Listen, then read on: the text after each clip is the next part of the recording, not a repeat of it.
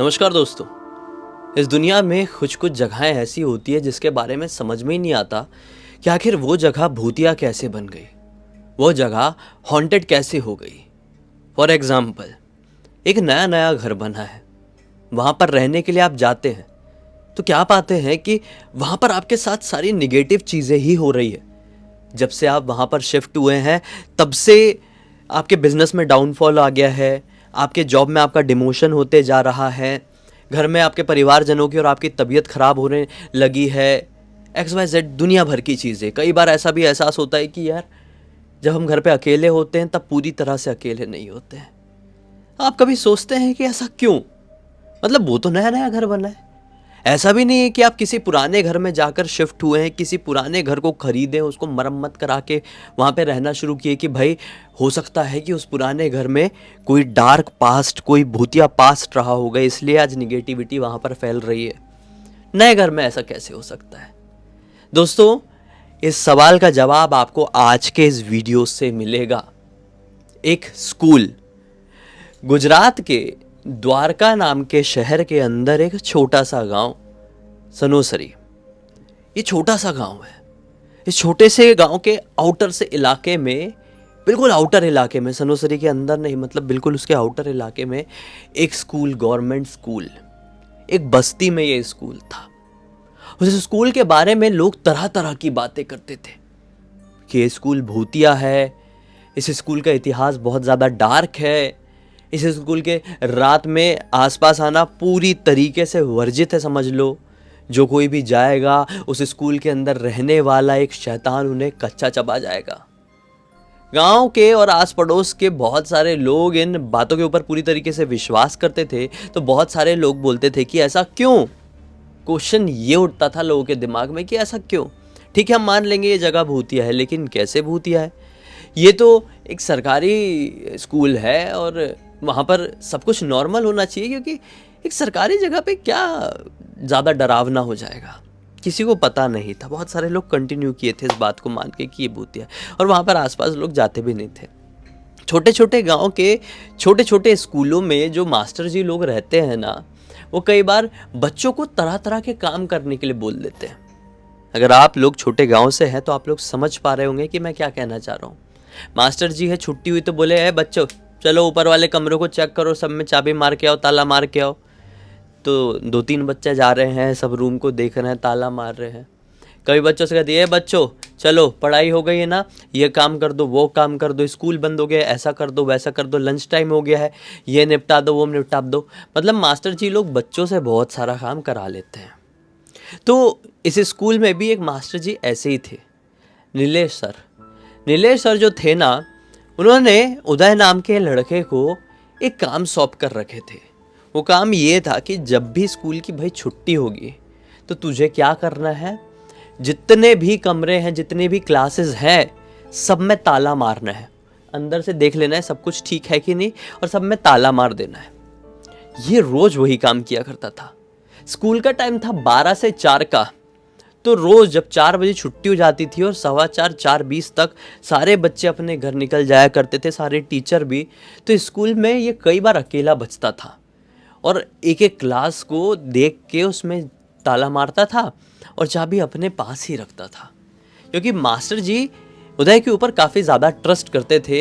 Intelligent और समझदार बच्चा था और इस स्कूल के बहुत पास रहा करता था। और इससे भी बड़ी बात, नीलेश सर की उदय के माता पिता से बहुत अच्छी जमती थी, बहुत पुरानी पहचान थी, मतलब बहुत ही ज़्यादा। मतलब नीलेश सर के पिताजी और ये जो अपना उदय है, उदय के पिताजी जो थे वो बहुत एकदम घनिष्ठ मित्र जैसे थे, ऐसी वाली बात थी। तो ऐसा वाला पूरा ट्रस्ट जमाए हुए थे भाई। एक दिन की बात है, ऐसे ही नीलेश सर ने बोले कि उदय, रोज़ की तरह ही बिल्कुल नॉर्मल दिनचर्या, मैं आज जल्दी निकल जाऊंगा यार, रुक नहीं पाऊंगा, तू रोज़ के जैसे अच्छे से ताला वाला मार के देख के चले जाना। आजकल अपने गांव में लोग ज़्यादा ही अपने स्कूल के बारे में उल्टी सीधी बात करने लगे। तो उदय भी कहता है कि हाँ सर, बिना मतलब के फालतू के मैंने भी बहुत सुना हूँ, लेकिन देखो ना, आप भी इतने दिन से स्कूल में पढ़ा रहे हो, ऑब्वियसली मेरे से ज़्यादा ही होंगे आप इस स्कूल में, समय से बहुत ज़्यादा साल आपने काट चुके होंगे। और मैं भी बचपन से KG1 KG2 से यहाँ पर पढ़ रहा हूँ, मैंने कुछ नहीं देखा हूँ और कुछ हो ही नहीं सकता। मतलब मैं स्कूल के इतने पास भी रहता हूँ, मैंने कुछ सुना भी नहीं और रात बेरात कई बार हम बाहर निकलते हैं तो कुछ देखा भी नहीं। और मेरे पिताजी भी इस जगह के बारे में कुछ बात नहीं करते। नीलेश सर भी मुस्कुराते हैं, अपना सामान वामान उठाते घर के लिए निकल जाते हैं। और ऐसी बात करके पूरा स्कूल खाली था। नीलेश चाबी उठाता है और सारे कमरों में चाबी मारते मारते मारते मारते फर्स्ट फ्लोर के कमरे में पहुंच जाता है।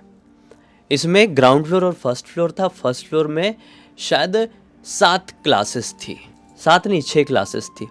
तो 5वें नंबर की क्लास में उसने अंदर देखा प्रॉपर जाके, पंखा वंखा बंद है कि नहीं, सारा सामान ठीक है कि नहीं, कोई अंदर रह तो नहीं गया है बच्चा मस्ती मजाक में। प्रॉपर देख लिया, कोई भी नहीं था। इसने 5वें नंबर के रूम का ऐसा ताला मारा है और नीचे की तरफ आने लगा। तो वो 4 कदम बढ़ाया ही है नीचे तरफ जाने के लिए कि उसे पीछे से किसी की आवाज़ सुनाई दी, एक लड़की की।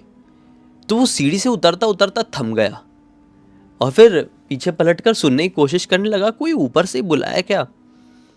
तो कोई आवाज़ आ रही थी। उसने सोचा आवाज़ क्लियर नहीं आ रही है, मैं वापस ऊपर चढ़ता हूँ और देखता हूँ किसकी आवाज़ कहाँ से आ रही है। ये वापस ऊपर चढ़ा और रूम नंबर 5 के पास ही पहुँचा। क्या पाता है कि अंदर से एक लड़की इसको पुकार रही है, अरे सुनो, कहाँ जा रहे हो, मैं अभी अंदर ही हूँ, मुझे बाहर निकालो। ये बड़ा हैरान कि कैसे हो सकता है यार। मतलब बहुत ज़्यादा शॉक करने वाली बात है। मैं बहुत क्लियर देखा हूँ कि अंदर कोई भी नहीं था।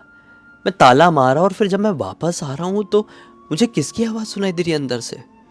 इसने बिना ताला खोले ही बाहर खड़े खड़े आवाज़ लगाया, कौन है अंदर, कैसे चली गई तुम अंदर। ये बोलती है दरवाज़ा खोलो तो सही, मुझे निकालो ना, मैं अंदर फंसी हुई हूँ। ये बोलता है ठीक है भाई। ये ताला खोलता है और जैसे ही अंदर जाता है तो क्या पाता है कि अंदर का पंखा चल रहा है लेकिन अंदर कोई है नहीं। ये बड़ा हैरान कि अंदर कोई कैसे नहीं है यार। मैंने तो क्लियर सुना था, अंदर से किसी की आवाज़ आई थी, एक लड़की ने 2-3 बार आवाज़ लगाई थी, तभी तो दरवाज़ा खोला हूँ। और ये पंखा कैसे चालू छूट गया। उसने पंखा बंद किया और वापस से ताला मारा और फिर जाने लगा।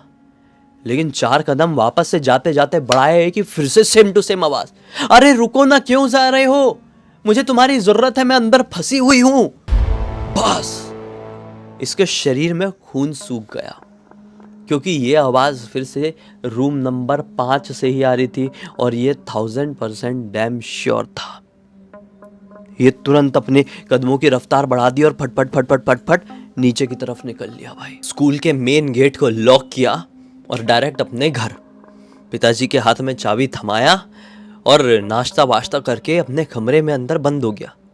इसकी मम्मी को बड़ी चिंता हुई कि नॉर्मली ये तो नाश्ता वगैरह शाम का खा के बाहर खेलने के लिए जाता है, लेकिन आज स्कूल में ऐसा क्या हो गया जो इसने तुरंत अपने आप को अपने कमरे में बंद कर लिया।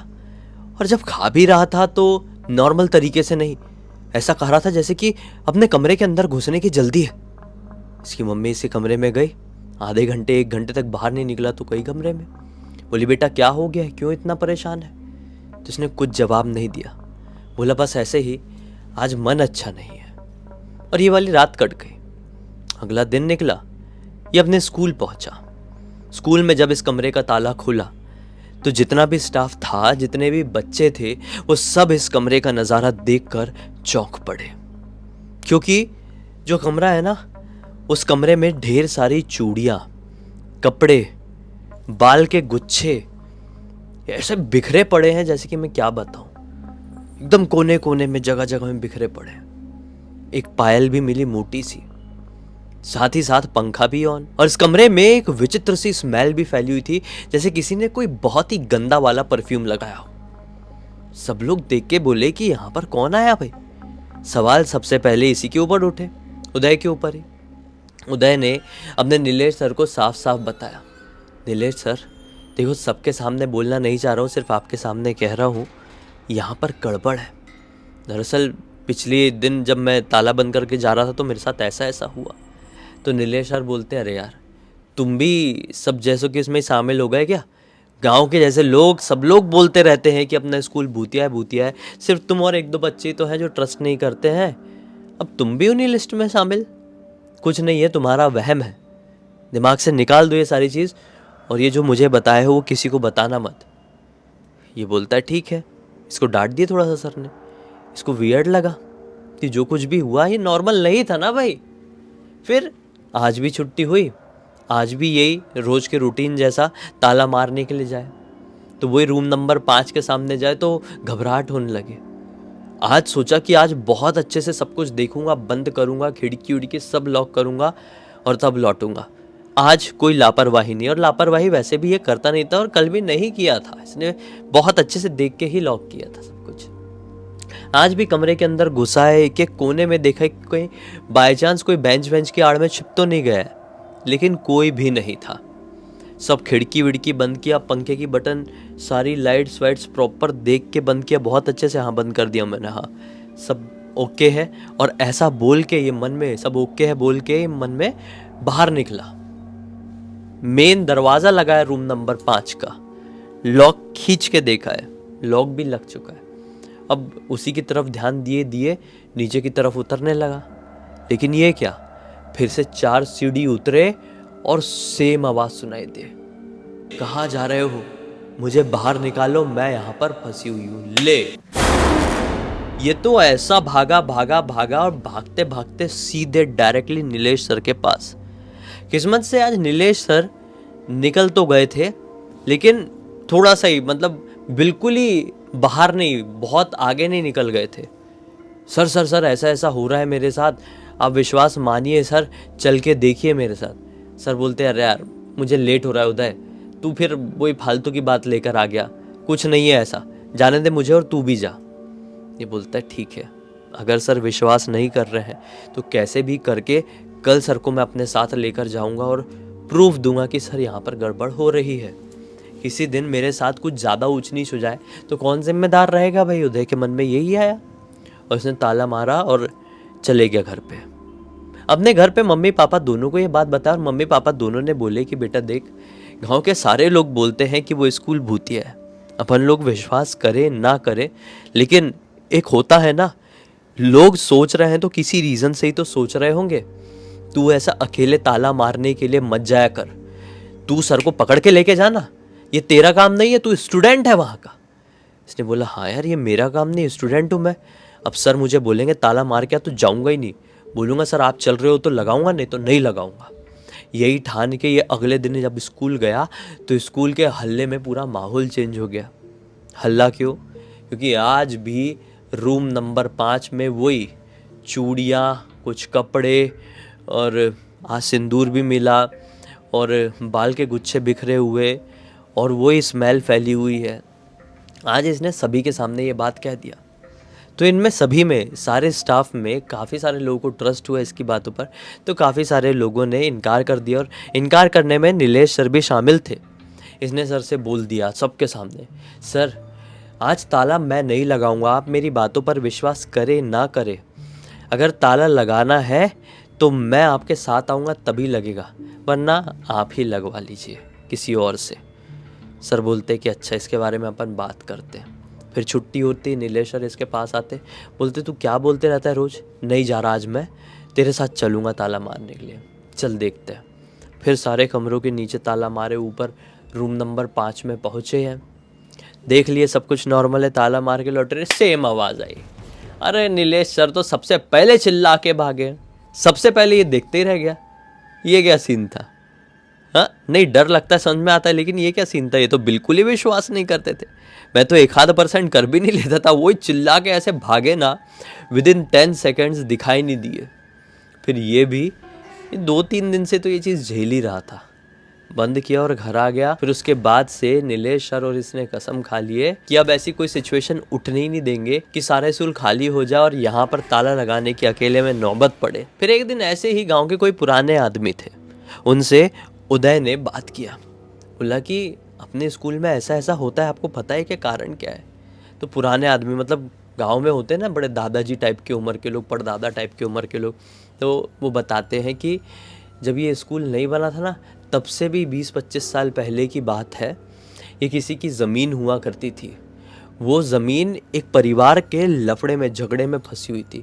मतलब दो भाई भाई थे, इस ज़मीन के लिए बहुत लड़ते थे, क्योंकि उनको मालूम था ये ज़मीन एक ऐसे पार्ट में है गांव की जो आगे चल के किसी ना किसी बड़ी चीज़ में यूटिलाइज होगी, ये गवर्नमेंट के हाथ में जाएगी आगे चल के। ये उन दोनों भाइयों को भनक थी। बहुत लड़ाई, एक बार उन लोगों की ये लड़ाई ऐसा रौद्र रूप ले ली कि दोनों भाइयों ने एक दूसरे के परिवार को और खुद को भी वहाँ पर ख़त्म कर दिया। जो ज़मीन नॉर्मल ज़मीन हुआ करती थी, एक रात के ही अंदर वो शमशान भूमि में तब्दील हो गई। फिर बस क्या, कुछ सालों बाद वो ज़मीन गवर्नमेंट के हाथों चढ़ गई और वहाँ पर ये स्कूल का निर्माण हो गया। अब ज़रा सोचो, कोई ऐसी ज़मीन जहाँ पर इतना ख़तरनाक तरीके से दुर्घटना घटी होगी, जिस जगह की पास्ट यादें इतनी ज़्यादा डार्क होगी, इतनी ज़्यादा दुख भरी होगी, तो वहाँ पर क्या आत्माओं का, भूत प्रेतों का साया नहीं हो जाएगा? ये जब स्कूल बन भी रहा था ना, तब भी हम कुछ लोग थे, उन लोगों ने बोले थे कि यहाँ पर ठीक नहीं है, यहाँ पर अच्छे से पूजा पाठ कराइए, तभी किसी चीज़ का निर्माण कराइए। लेकिन अब सरकार बनवा रही थी, तो सरकार भी अब इतना क्या ध्यान देगी ये सारी चीज़ों के ऊपर। बनवा दिया गया वहाँ पर स्कूल, और देखो आज तुम लोग भुगत रहे हो। तो भाई उस दिन के बाद से उदय ने ये भी डिसाइड कर लिया कि भाई अब तो ताला मारना तो बंद हो ही चुका है। मैं इतने देर तक भी नहीं, मैं ऐसी सिचुएशन भी नहीं उठने दूंगा कि मुझे बहुत देर तक स्कूल में रुकना पड़े। जैसी घंटी बजती वो घर की तरफ भागता। उदय ने ही सोचा कि ये कहानी क्यों ना मैं ब्लडी सत्य को भेजूं और वो पूरी दुनिया को सुनाए और ये सीख दे कि भाई अगर आपको कहीं पे भी कुछ भी समझ में आ जाए कि ये जगह हॉन्टेड है, भूतिया है, तो उस जगह से जितनी जल्दी हो सके दूरी बना ले। क्योंकि भूतिया जगहें और भूतिया चीज़ें डायरेक्टली किसी को हार्म नहीं करती है, बल्कि पहले मैसेज देती है, पहले इन्फॉर्म करती है कि ये हमारा प्लेस है, ये हमारी जगह है, यहाँ से दूर हो जाओ, ये हमारा दायरा है, इसको क्रॉस मत करो। कई बार आपको समझ में आ जाए और फिर भी आप दायरा क्रॉस करें, तो शैतानी शक्तियाँ फिर ऐसी तैसी करके रख देती है। यहाँ पर इसकी जान तो बच गई, और इस कहानी के ज़रिए हो सकता है आप में से काफ़ी सारे लोगों की भी। तो बस इसी एक नोट के साथ इस कहानी का, इस वीडियो का अंत करते हैं। अब तक इस वीडियो को देख लिया है तो लाइक ज़रूर कर देना, चैनल को सब्सक्राइब करके बेल आइकन दबा के ऑल के ऑप्शन में क्लिक करना, क्योंकि इसी तरह के हैरान कर देने वाले खौफनाक वीडियोस डेली आप लोग सामने लेके आता रहता हूँ। इंस्टाग्राम के लिंक इस वीडियो के डिस्क्रिप्शन बॉक्स मिल जाए, क्लिक करके डायरेक्टली वहाँ पर पहुँच जाना। और इसी तरह की कोई भी कहानी, टॉपिक या जानकारी आप लोगों के पास भी है तो लिख भेजना। हो सकता है मेरा अगला वीडियो कल आपके हिसाब से ही बन रहा हो। तो चलिए कल फिर से मिलते हैं, तब तक के लिए बहुत बहुत धन्यवाद। आपका दिन शुभ हो।